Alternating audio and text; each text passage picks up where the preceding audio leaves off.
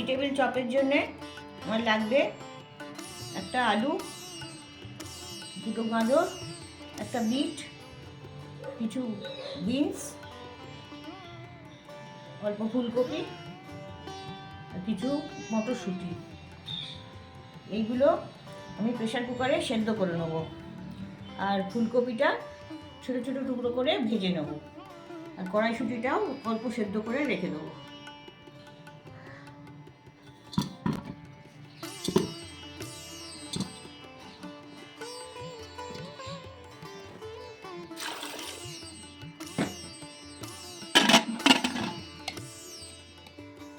তিনটে সিটি দিয়ে নামিয়ে নেব।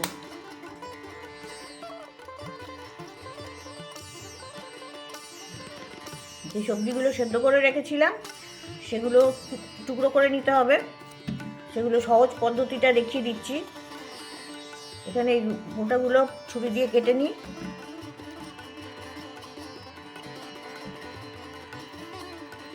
কেটে নিয়ে যে খুন্তি আছে, এগুলো পুরো তো ম্যাশ করা হবে না, কিছু টুকরো টুকরো ছোটো ছোটো টুকরো করতে হবে। যে এই খুন্তি দিয়ে এই রকম করে কুচি করে নিলেই হবে।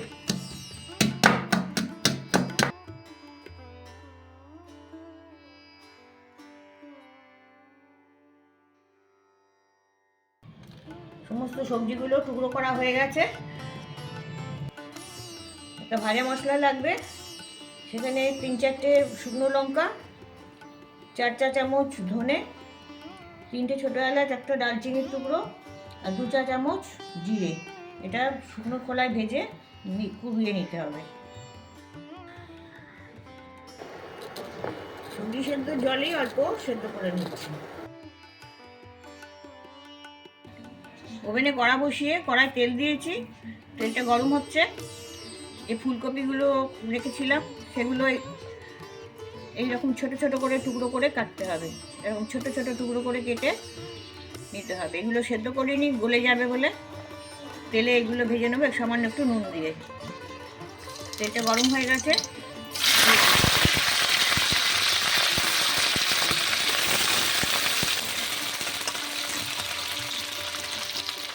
সামান্য একটু নুন দিয়ে দিচ্ছি।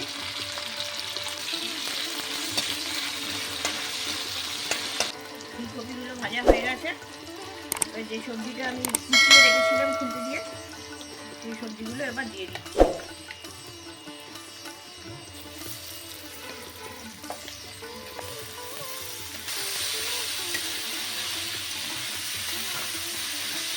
একটু নাড়াচাড়া করে নিচ্ছি।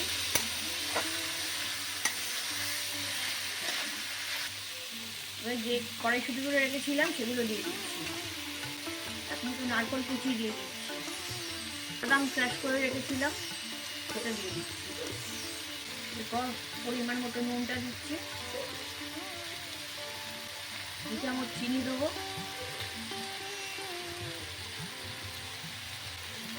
যে মশলাটা এই যে গুঁড়িয়ে রেখেছিলাম সেই মশলাটা আমি 2 চামচ দিয়ে দেবো। কিছু ধনে পাতা কুচিয়ে দিয়ে দিচ্ছি। এবার আমি এগুলো মিক্স করে একটু ভাজা ভাজা করে নেব। যতক্ষণ না এই জলটা শুকিয়ে টাইট হয়ে যাবে ততক্ষণ আমি এটা নাড়াচাড়া করতে থাকবো। টুকরো টুকরো হয়ে আসবে। সবজি থেকে জল অনেকটা কমে গেছে। এটাকে আরও একটু টাইট করার জন্যে আমি 1 মুঠো ব্রেড ক্রাম্বস দিয়ে দেবো।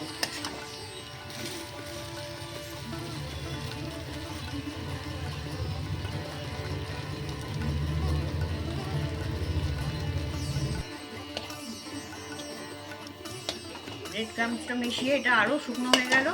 এবার আমার এই চপের যে পুরটা সেটা তৈরি হয়ে গেছে। এটাকে একটু ঠান্ডা করব। ঠান্ডা করে তারপর চপ তৈরি করব। এবার আমি ময়দা দিয়ে একটা ঘন ব্যাটার বানিয়ে নিচ্ছি।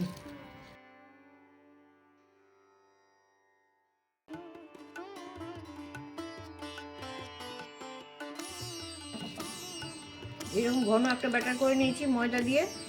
আপনারা ইচ্ছে করলে কর্নফ্লাওয়ার দিয়েও করতে পারেন। ভেজিটেবিল চপের পুরটা ঠান্ডা হয়ে গেছে। এবার আমি এইভাবে নিয়ে হাতে পাকিয়ে পাকিয়ে যে কোনো শেপের করা যায়। এটা এরকম লম্বা করেও করা যায়, আবার গোল চ্যাপ্টা করেও করা যায়। এরকমভাবে ভেজিটেবিল চপ তৈরি হবে।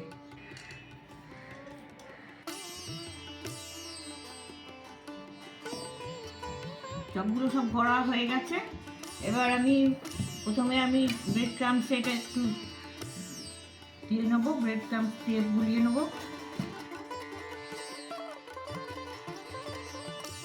তারপর আমি এটা ময়দার যে ব্যাটারটা করেছিলাম সেই ব্যাটারে একটু চুবিয়ে নেবো। এটা দিয়ে দিয়েছি। এবার আমি আবার আরেকবার ব্রেড ক্রাম্বস দিয়ে এটা গুলিয়ে নেবো।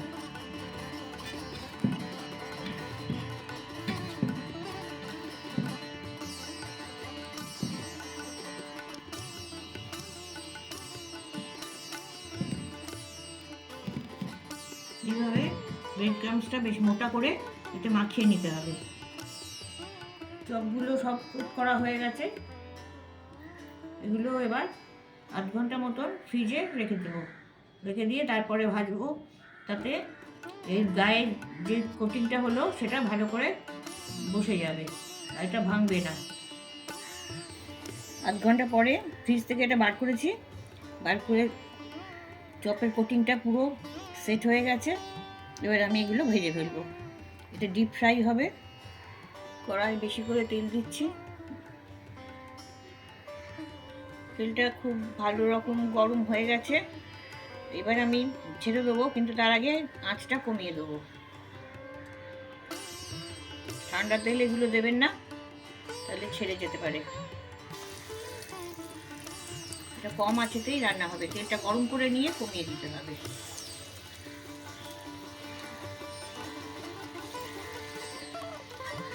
যতক্ষণ না তলার সাইডটা শক্ত হবে ততক্ষণ এটা উল্টানো যাবে না। তলার সাইডটা একটু শক্ত হবে, তারপরে এটা উল্টে দেবো।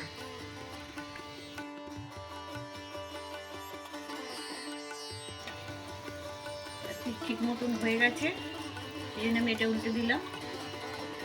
বাকিগুলো উল্টে দেবো।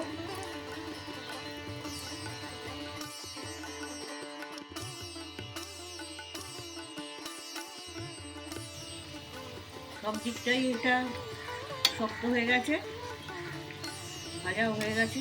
এবার আঁচটা একটু জোরে করে দেবো। জোরে করে দিয়ে তুলে নেবো। তেলটা যাতে না টেনে যায় সেই জন্য একটু আঁচটা জোরে করে দিতে হবে।